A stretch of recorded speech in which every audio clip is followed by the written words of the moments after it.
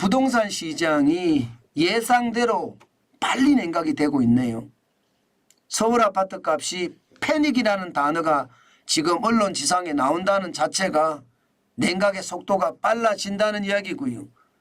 1, 2억을 낮춰서는 안 팔리니까 3억까지 낮춰줘야지 팔린다. 이런 이야기까지 나오는 걸 보니 시장은요 급속하게 냉각되고 있는 분위기입니다.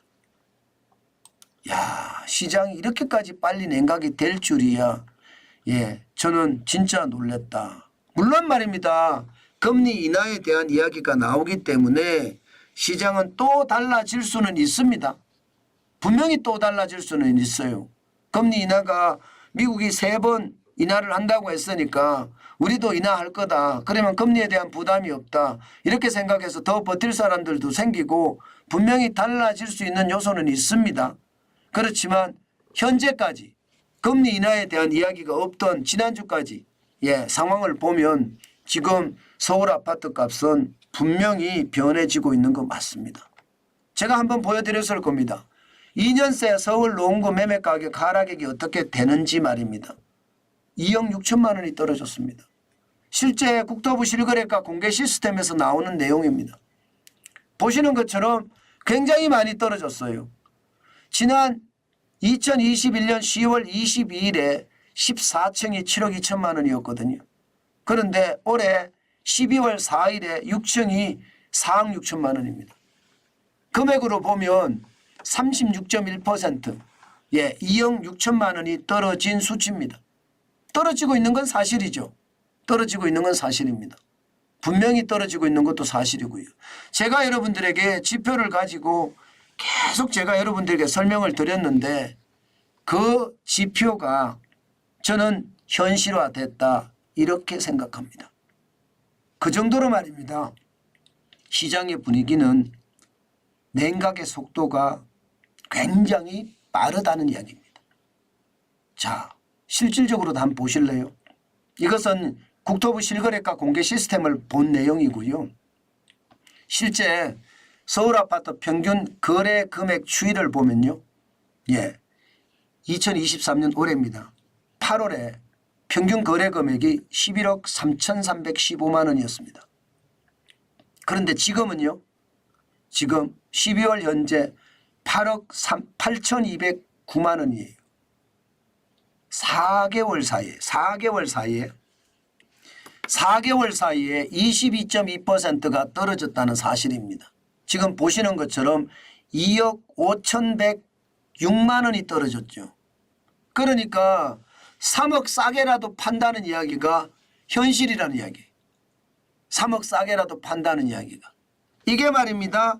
시장 여기저기 이야기를 들어봐도 1억 2억을 이게 할인을 해서 싸게 내놔봤자 안 팔린다는 거예요. 부동산에 가면 매물도 안 받아준다는 거예요. 1억 2억 내놔서는. 결국은 3억이라도 싸게 팔아야 되는데 이 3억이라도 싸게 파는 것이 어떻게 생각하면요. 굉장히 충격이죠. 굉장히 충격입니다. 지금 올해 서울 아파트 평균 거래 금액을 보면 우리는 알 수가 있거든요. 2021년 9월에 11억 1,655만 원을 기록한 적도 있고요. 2022년 4월에 11억 4,546만 원을 기록한 적도 있습니다. 올해 들어서서 11억 3,315만 원까지 기록했다가 12월 현재 집계 종료는 내년 1월 31일까지예요. 8억 8,209만 원이잖아요. 지난주는 7억 9천만 원대였습니다. 좀 올라갔죠? 1억 가까이 올라갔습니다. 올라갔다는 건 그렇다고 하더라도요. 매물이 늘어나면서 가격을 이게 내릴 때 많은 사람들이 산다는 거예요. 그러니까 계약 가격이 계속 내려가는 거죠. 이게 안 낮춰주면 안 산다는 이야기가 되는 거거든요. 안 낮춰주면. 그런 차원에서 보면 말입니다. 지금 서울 아파트 값은 더 내려갈 가능성도 있다. 그렇게 봐야 됩니다. 시장에는요. 그만큼 말입니다. 변화의 가능성이 굉장히 크다는 거예요. 변화의 가능성이. 저는 시장을 보면서요. 지표를 중시 여기거든요. 제가 부동산 지표를 볼 때마다 여러분들하고 제가 이야기를 하면서 보는데요. 아주 지독하게 봅니다. 단순하게 절대 보지 않습니다.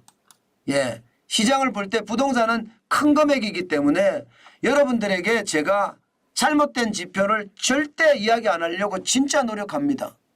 자칫 잘못했다가는 큰 금액이 날릴 수도 있기 때문에요. 실제로 서울아파트 제가 계속 보여드렸죠. 서울아파트 매매가 변동률을 보면 이번 주가요. 26주 만에 하락했다가 두 번째 하락했습니다. 낙폭을 키웠습니다. 지난 8월 22일에 0.14%까지 올라갔던 서울아파트 매매가 변동률 지수는요. 지금 12월 12일에 0.03%가 떨어지고 있습니다. 12월 4일에 마이너스 0.01까지 떨어졌던 게 지금 2주 연속 떨어지고 있어요. 2주 연속. 과거처럼 말입니다. 2022년처럼 그렇게 왕창왕창은 떨어지지 않을 거라고 저는 생각은 해요. 그러나 시장의 냉각 분위기는 굉장히 오래 갈 수밖에 없다. 저는 그렇게 봅니다. 이거 여러분 지표는 거짓말하지 않습니다. 제가 늘 말씀을 드리지만 지표가 거짓말하는 건 저는 본 적이 없습니다. 그 정도로 말입니다. 지표는 똑부러지게 저는 이야기한다고 생각을 합니다. 때문에 여러분 반드시 우리는 지표를 보고 거기에 대한 생각을 해야 되겠다. 그 말씀 제가 드리고요. 서울만 이런 게 아니에요. 수도권은 낙폭을 더 키웠습니다. 수도권은 지금 3주 연속 떨어지고 있는데요. 11월 27일에 0.01 떨어졌고요. 12월 4일에 0.01이 떨어졌는데 12월 11일에는 0.05가 떨어지고 있습니다. 이것은 전체적으로 말입니다. 분위기가 떨어진다. 그런 분위기의 어떤 연장선상이라고 봐야 됩니다.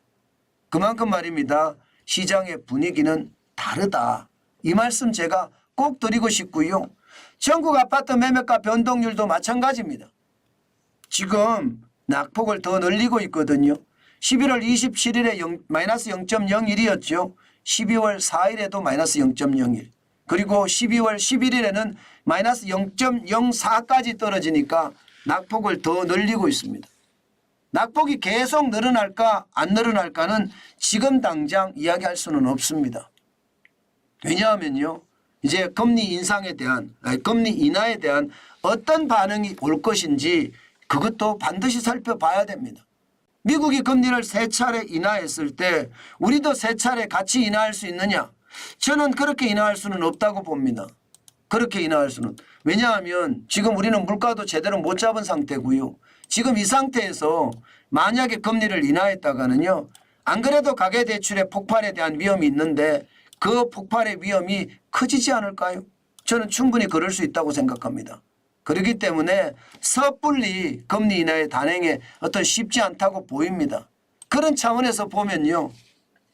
이게 집값이 엄청나게 전국 집값을 봤을 때 과거 2022년 1월 31일에서부터 시작해서 떨어지는 12월 26일까지 1년 동안 마구마구 떨어지는 그런 사태는 나오지 않을 거다. 그렇게는 보여요. 그렇지만 전체적으로 이게 방향타는요. 출렁출렁 이렇게 할 거라는 예상 충분히 해봅니다. 실제 서울아파트 월별 거래량도 보면요. 지난 8월에 3,863건에서요. 지금 10월이 마무리가 된 거죠. 10월에 마무리가 됐는데 2,311건입니다. 이제 11월 마무리가 12월 말에 완성이 될 겁니다. 그러면 이게 몇 건이 되느냐가 굉장히 중요한 요소일 겁니다. 물론 저는 이게 3,000건은 절대 가지 않을 거라고 생각을 하고요. 이게 10월 건수보다 또 더 떨어지지 않을까 그렇게는 봅니다. 왜 제가 그렇게 보나 하면요. 비수기거든요. 11월도 비수기, 12월도 비수기라고 보거든요. 이게 내년 1월이나 가서 이제 입학 시즌이 다가오면 또 달라질 수도 있겠지만요. 현재까지는 비수기의 어떤 모양새가 있다. 저는 그렇게 생각합니다. 게다가 역대 평균치가 여러분 보시는 것처럼 6,040건이거든요. 거기에 비하면 여전히 낮고요. 거래 건수가 많지 않다는 것은 수요가 그만큼 떨어진다는 이야기잖아요. 일반적으로 가격의 결정은 수요가 높아지면 가격은 올라가고요. 공급이 많아지면 가격은 떨어지잖아요. 또한 수요가 약해지면 가격이 떨어집니다. 그런 상황이 저는 발생이 된다고 생각을 하고요. 지금 현재는요. 예, 수요가 굉장히 약해진 상태라고 보이는 겁니다. 실제로 지표에서도 이렇게 나타나죠. 지표만 이렇게 나타나는 게 아닙니다. 지표만 나타나는 것이 아니라 매물의 출애도 보면 이게 나타납니다. 1월 대비해서 서울 아파트 매물이 늘어난 것을 보면 말입니다. 와우, 엄청납니다. 예, 1월 대비하면요. 57.1%나 늘어났습니다. 57.1%.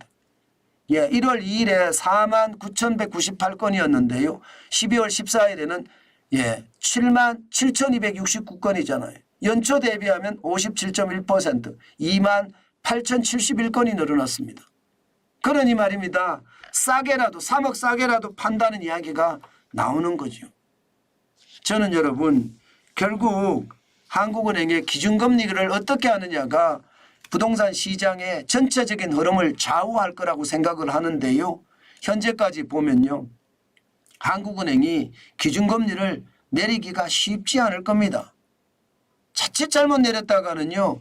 물가에 자극을 줄 뿐만 아니라 안 그래도 대출이 가계대출, 기업대출이 많다고 하는데 여기에 더 많아지는 그래서 부채 폭발의 위험이 오는 그런 상황이 될 수도 있거든요. 그렇기 때문에 여러분 지금 부동산은요. 제가 늘 말씀을 드리잖아요. 이게 왕창 빠지지는 않을 겁니다. 그러나 찔끔찔끔 예, 마치 말입니다. 2008년에서 2013년처럼 예, 등락을 가지고 예, 그렇게 가지 않을까. 2008년에는요 10%가 떨어졌지만 2009년에는 20% 이상이 올라갔거든요.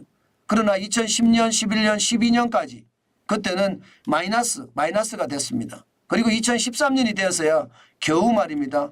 3% 이상 약간 올라간 정도로 올라간 경우가 있거든요. 아마 지금도 그 전철을 밟지 않을까 저는 그렇게 생각해 봅니다. 요즘 같을 때 시장은요. 반드시 제가 임장을 하시라는 말씀을 드리잖아요. 그렇다고 산다 이런 생각은 아직 안 했으면 좋겠다. 임장을 가보고요. 평균 시가보다가 3 내지 40%가 떨어진 급매물이 나와 있다면 한 번쯤 물어보는 것도 좋겠다. 뭐 저는 그 정도로 말씀을 드립니다. 게다가 내년 총선이 있기 때문에 집값이 떨어지면 총선에 필패한다는 그런 예, 이야기가 있거든요. 그것도 한번 들여다봐야 되는 요소 중에 하나다. 저는 그렇게 생각합니다.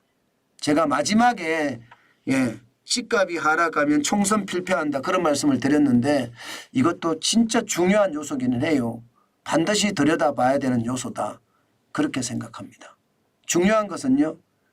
전체 흐름은요. 대세 하락이라고 이야기할 만큼 뭔가 분위기가 하락 쪽으로 잡혀져 있다. 뭐 이 정도로 정리하면 될 것 같습니다.